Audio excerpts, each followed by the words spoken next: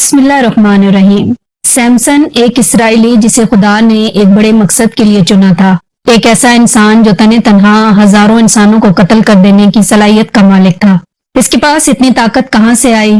اس کی طاقت کا راز کیا تھا؟ لیکن ایک عورت کی محبت نے اسے کیسے تباہ کر دیا؟ آج ہم اس ویڈیو میں بنی اسرائیل کے سب سے طاقتور ترین شخص سیمسن کے متعلق جانیں گے۔ حضرت موسیٰ علیہ السلام کے اس دنیا سے پردہ فرمانے کے بعد قوم بنی اسرائیل میں رفتہ رفتہ سرکشی، بدفعلی اور بت پرستی پھر سے عام ہونے لگی۔ لہذا بطور سزا اللہ نے قوم عمالقہ کو بنی اسرائیل پر مسلط کر دیا۔ اس قوم نے بنی اسرائیل پر حملہ کر کے ان کے شہر اور علاقے چھین لیے، ان کے لوگوں کو گرفتار کر لیا اور طرح طرح کے ظلم ڈھانے لگے۔ ایسے حالات میں قوم بنی اسرائیل میں ایک لڑکا پیدا ہوا جس کا نام سیمسن رکھا گیا۔ سیمسن قبیلہ دانیال کی نسل سے تھا جو بنی اسرائیل کے 12 قبیلوں میں سے ایک تھا۔ روایتوں کے مطابق سیمسن کی پیدائش سے اس کی ماں نے خدا سے یہ دعا مانگی تھی کہ اگر اس کے گھر میں لڑکا پیدا ہوا تو وہ اسے شراب اور دیگر برائیوں سے دور رکھے گی، اس کے علاوہ زندگی میں کبھی اس کے بال نہ کٹوائے گی۔ لہذا سیمسن کی پیدائش کے بعد کبھی اس کے بال نہ کٹوائے گئے۔ سیمسن آہستہ آہستہ جب بڑا ہوا تو دوسرے لڑکوں کی نسبت جسمانی طور پر بہت زیادہ طاقتور تھا، اتنا طاقتور کہ ایک مرتبہ جنگل سے گزرتے ہوئے سیمسن کا سامنا ایک شیر سے ہو گیا۔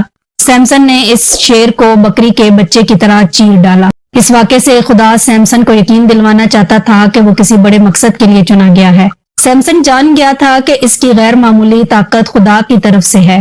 جب سیمسن جوان ہوا تو اسے خواہش ہوئی کہ وہ قوم عمالقہ کے شہر کو دیکھے، لہذا یہ اپنی بستی کو چھوڑ کر قوم عمالقہ کے شہر دیکھنے روانہ ہوا۔ وہاں سیمسن کی ملاقات تیمنا نامی ایک لڑکی سے ہوئی۔ یہ دونوں آپس میں محبت کرنے لگے۔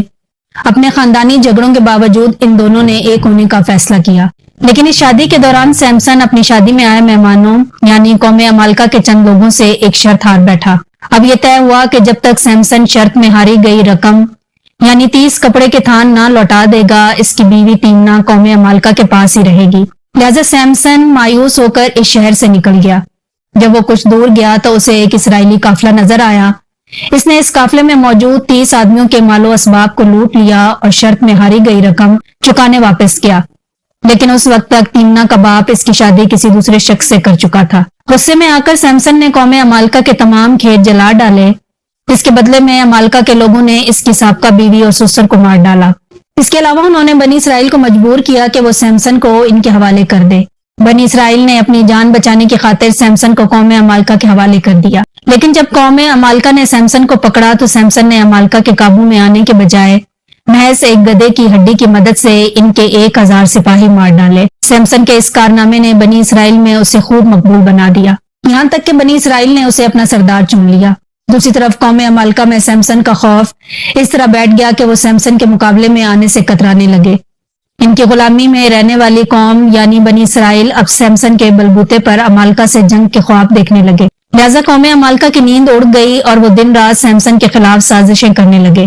جب کوئی بھی چال کامیاب نہ ہوئی تو انہوں نے اپنی قوم سے دلائلہ نامی ایک عورت کو چنا جو نہایت ہی حسین و خوبصورت عورت تھی۔ اسے سیمسن کی طاقت کے راز جاننے کی ذمہ داری سونپی گئی۔ بدلے میں عمالقہ کے تمام سرداروں نے اسے 1100 چاندی کے سکے دینے کا وعدہ کیا۔ وہ عورت سیمسن سے ملنے میں کامیاب ہو گئی۔ جب سیمسن نے اسے دیکھا تو وہ اس کے ناز و انداز سے متاثر ہو کر اس کا دیوانہ بن بیٹھا۔ اس طرح سیمسن اور دلائلہ ایک ساتھ وقت گزارنے لگے اور دونوں مزید قریب ہو گئے۔ ایک دن موقع دیکھ کر دلائلہ نے سیمسن سے اس کی طاقت کا راز دریافت کیا، جسے سیمسن نے ٹال دیا۔ رفتہ رفتہ دلائلہ اس سے اصرار کرنے لگی، یہاں تک کہ اس نے سیمسن کو دھمکی دی کہ اگر وہ اسے اپنا راز نہ بتائے گا تو وہ اس سے علیحدہ ہو جائے گی۔ عشق کے ہاتھوں مجبور سیمسن نے دلائلہ کو بتایا کہ وہ جب سے پیدا ہوا ہے اس کے بالوں کو نہیں کاٹا گیا اور اس کی شاندار طاقت کا راز بھی انہی بالوں میں ہے۔ لہذا ایک رات جب سیمسن دلائلہ کی گود میں سر رکھ کر سو رہا تھا تو موقع دیکھ کر دلائلہ نے اس کے بالوں کو کاٹ دیا۔ اس رات عمالقہ کے سپاہیوں نے سیمسن پر حملہ کر دیا، لیکن اس مرتبہ وہ اپنا دفاع نہ کر سکا۔ عمالقہ نے سیمسن کو گرفتار کر کے اس کے ساتھ انتہائی ذلت آمیز سلوک کیا۔ زنجیروں میں جکڑ کر اس کی آنکھیں نکال دی گئیں اور اسے ایک اندھیری کوٹری میں بند کر دیا گیا۔ اس کام کے بدلے میں دلائلہ کو خوب مال و دولت سے نوازا گیا۔ سیمسن پر فتح پانے کی خوشی میں قوم عمالقہ نے ایک تقریب کا اعلان کیا۔ قوم عمالقہ کا عقیدہ تھا کہ ان کے دیوتا دجون نے انہیں سیمسن پر جیت دی تھی، اس لیے وہ اس دیوتا کے مندر میں اپنی جیت کا جشن منانے جمع ہوئے۔ اگلے دن تمام عام و خاص عوام اس جگہ جمع تھے۔ ایسے میں بادشاہ کے حکم پر ان کے سب سے بڑے دشمن سیمسن کو زنجیروں میں جکڑ کر پیش کیا گیا۔ محل میں موجود تمام لوگوں نے اس کے ساتھ بدتمیزیاں کی اور ان پر کوڑا کرکٹ پھینکنے لگے۔ قوم عمالقہ فتح کے نشے میں چور اور عیاشیوں میں مصروف تھے۔ دوسری طرف سیمسن نے اپنے گناہوں سے توبہ کی۔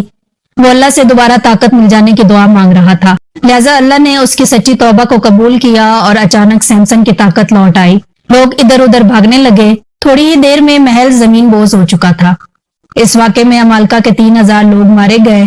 سیمسن اور دلائلہ کا یہ تاریخی واقعہ عہد نامہ قدیم کی کتاب القضاء یعنی دی بک آف ججز میں تفصیل سے موجود ہے، جبکہ اسلامی مورخین مثلاً کمال الدین دیمری نے اپنی کتاب حیات الحیوان اور احمد ابن یعقوب نے تاریخ ودی میں ذکر کیا ہے۔ سیمسن اہل کتاب کے لیے ایک عظیم الہام اور احترام کی کہانی ہے۔ وہ ایک خاص خدمت کو انجام دینے کے لیے پاک ٹھہرایا گیا تھا۔ خدا نے سیمسن کو بے حساب طاقت دی تھی، لیکن ساتھ ہی اسے خدا کی اطاعت بھی کرنے کا حکم ملا تھا۔ لیکن سیمسن عورتوں کے فتووں میں پڑ گیا، لہذا خدا نے اس پر سے اپنی برکتیں ہٹا دی۔ شیطان بھی ہماری کمزوری کو جانتا ہے اور وہ سب سے پہلے انہی کمزوریوں پر حملہ کرتا ہے۔